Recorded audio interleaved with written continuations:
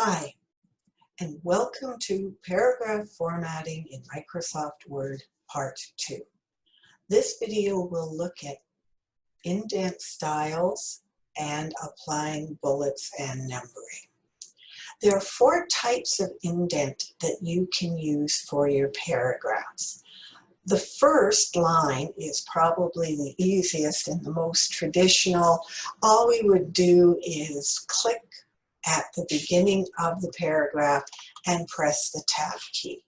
The system automatically indents that paragraph 1/2 inch.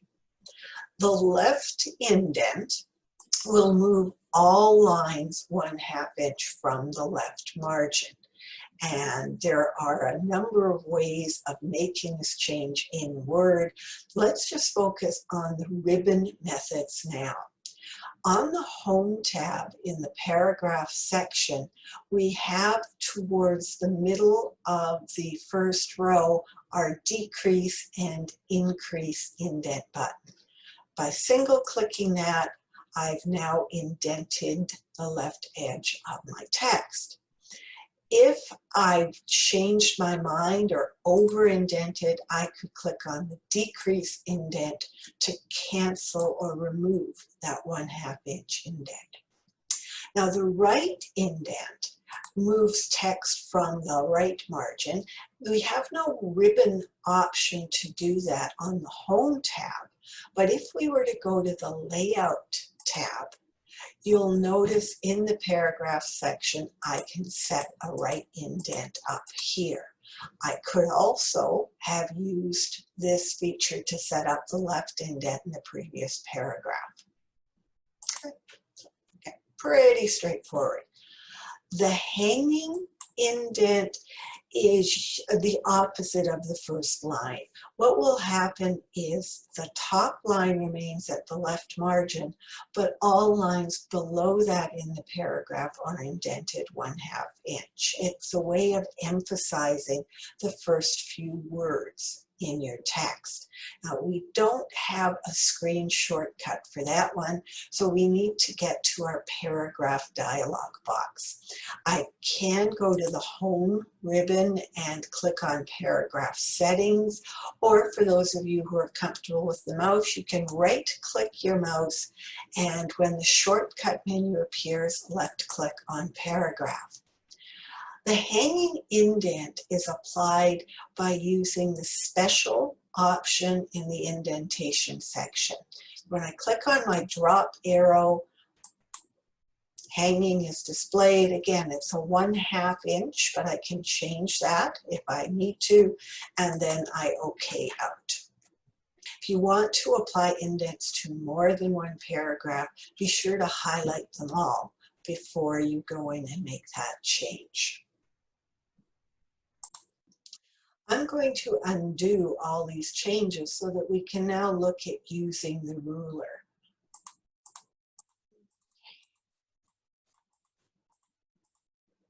Alrighty. I'm also going to increase the zoom size on my screen to make the ruler a little more visible.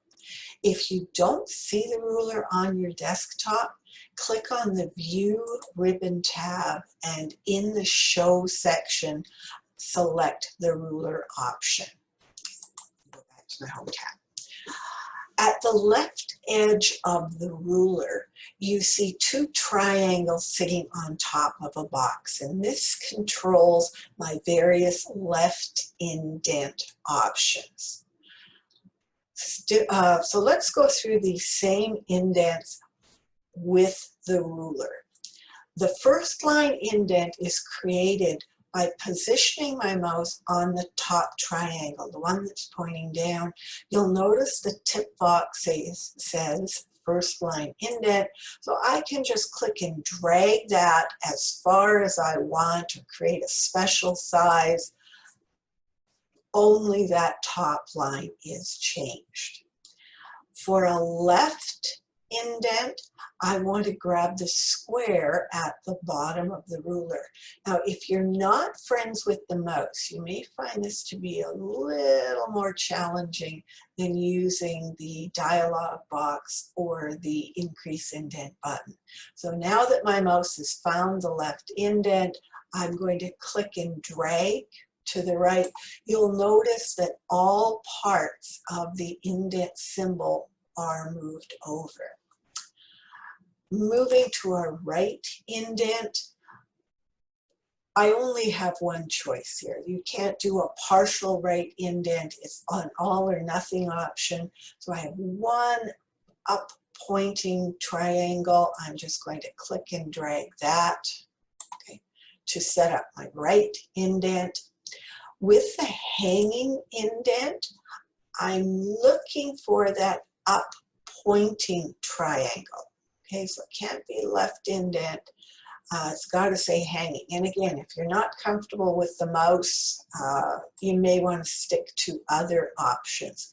So now with the hanging style, the first line symbol remains at the left margin, but all of the other lines are now indented. Let's move now into looking at bullets and numbering. I'm just going to switch documents.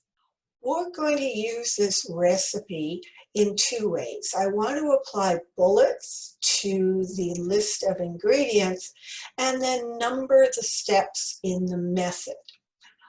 Because the text has already been keyed in, I need to select it before I go to the bullet button. It's found in the first row in the paragraph section of the home ribbon. If I click on the bullet button, the last symbol that was used on my system will automatically appear. I can change that by simply clicking on the drop arrow and selecting another symbol from the bullet library. Now, some of these are pretty unique. I've been playing with bullets in other documents, and when you close a file, Word does not reset the default bullet library. I can pick and choose to my heart's content whatever symbol I want. If you're looking for a unique character that's not in the library, down at the bottom of the drop list, we have the Define New Bullet option. I'm going to click on that, and in the bullet dialog box, I'm going to click on Symbol. The current bullet is found in the symbol font group. If I want to find something a little flashier, a little unique, a little more unique, I can switch to another font style. You'll find that the more unique bullets are contained in the Webdings and the Wingdings font groups. The printer you're using will determine how many groupings you have, or whether in fact you can see these two font styles at all. So if I go to Webdings, I've got some pretty elaborate bullets, but not really what I'm looking for in terms of just highlighting an item. So I'm going to go to my Wingdings group. And, let's just choose an airplane because I can. Diamond is better. We'll select the diamond. I would single click to highlight the bullet I want to use and then OK my way back to the dialog box. So I now have a preview of what that style will look like. I can then OK one more time, and the new bullet character will be applied to my selection. If I were to add additional text, it will automatically have that bullet style. Backspace that out. Numbering is used to indicate a series of paragraphs or steps that have to be read or executed in a particular order. Like the bullets, I need to select the text I want to number. And I can either click on the numbering button, or this time let's go take a look at the available styles first. I have a straight Arabic numbering system, Arabic with brackets, there's Roman numerals. I'm just going to go with the bracketed Arabic number. I'm going to single click my way out, and like we had seen with the bullets, the highlighted paragraphs are already formatted. If I were to delete a paragraph or insert a paragraph, the numbering automatically adjusts to reflect that change. To remove either bullets or numbering, a couple methods you can try. Some users just like to backspace out the number.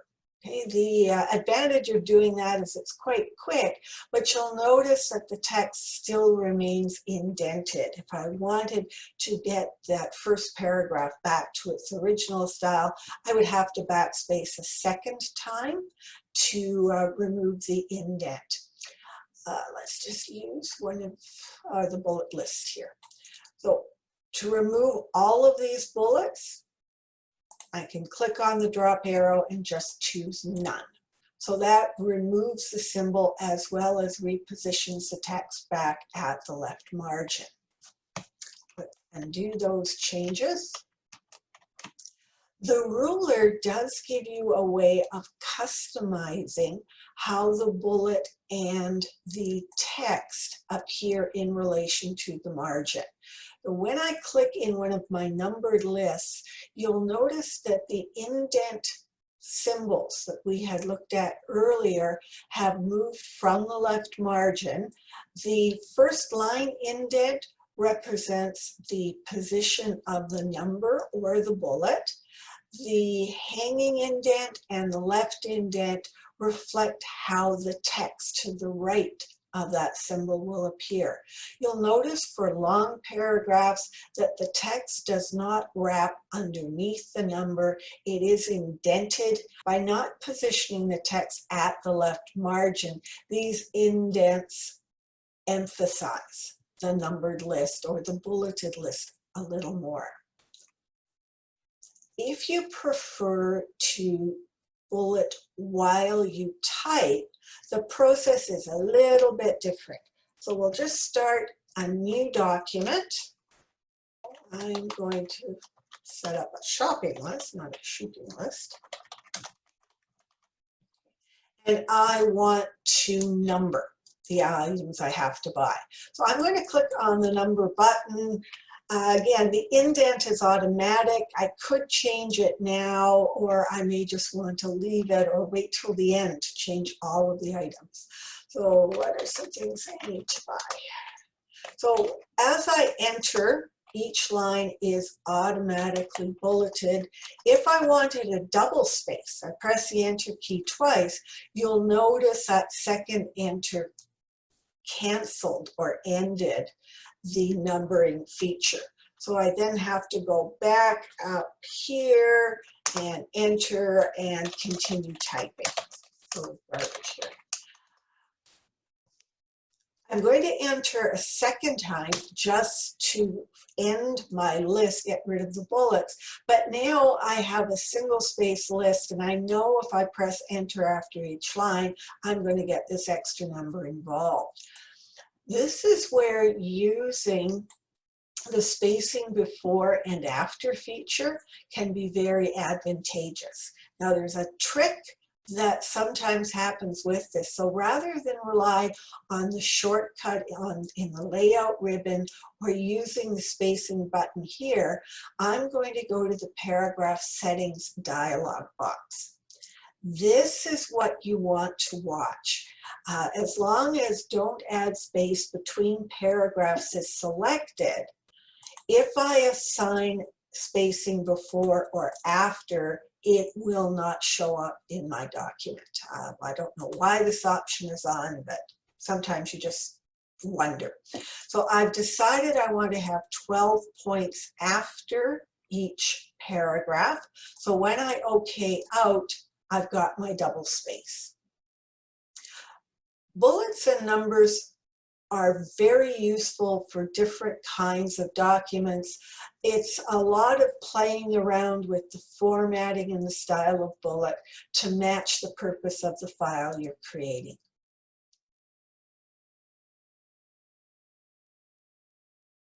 As I've already mentioned, you would only use the bullets feature when you wanted to add a character at the beginning of the paragraph.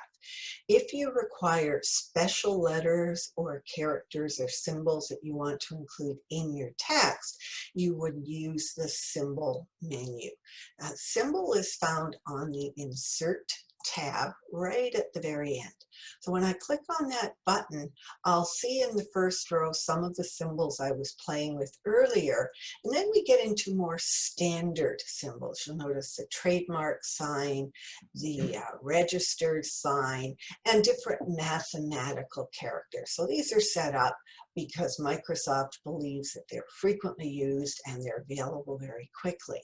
If you wanted, though, you could go down to the More Symbols option, and it brings back our symbol dialog box where we were looking at our wingdings and our webdings. So by typing in or selecting a character now, you'll notice I click Insert, the dialog box remains on the screen. So I'm just going to close that out.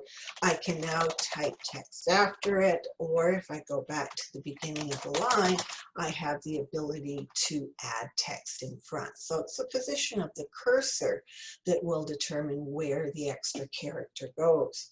So I'm just going to move down to a new line. If you were typing text in a different language and required a certain accent or accented letter, that's also found on the symbol tab. So I'm just going to go back to More Symbols. I like to choose the font group of the font I'm using in my document. To be honest, I've never noticed if an Arial symbol will look different than a Calibri symbol, but I just like to keep things simple. So I'm using Calibri.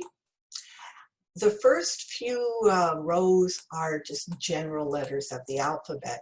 You'll notice some of the special symbols start to appear.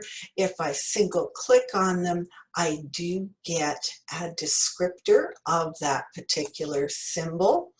If I keep going down, I'm now into language characters. So again, by single clicking on one of them, I will find a description at the bottom.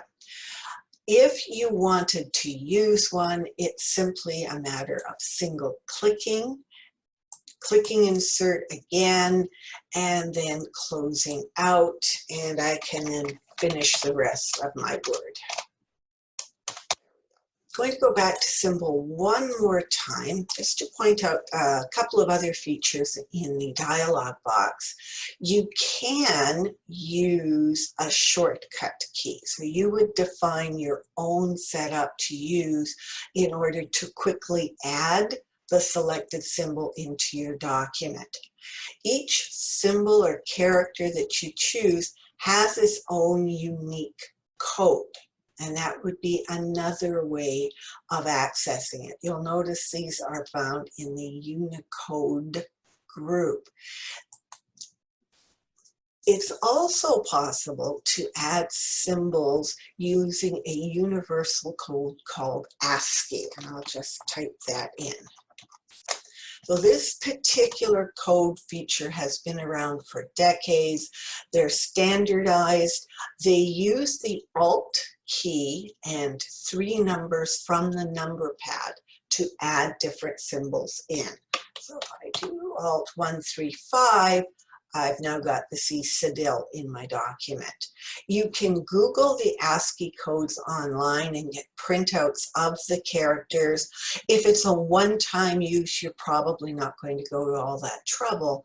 But if you're using unique symbols or letters on a regular basis, this would again be another shortcut for you to add these to your document. That's a wrap, I think, on symbols and bullets. We know how to apply bullets to the beginning of a paragraph only through the home ribbon. We can also use the insert symbols menu to add characters randomly through a document. Thanks for watching and happy word processing.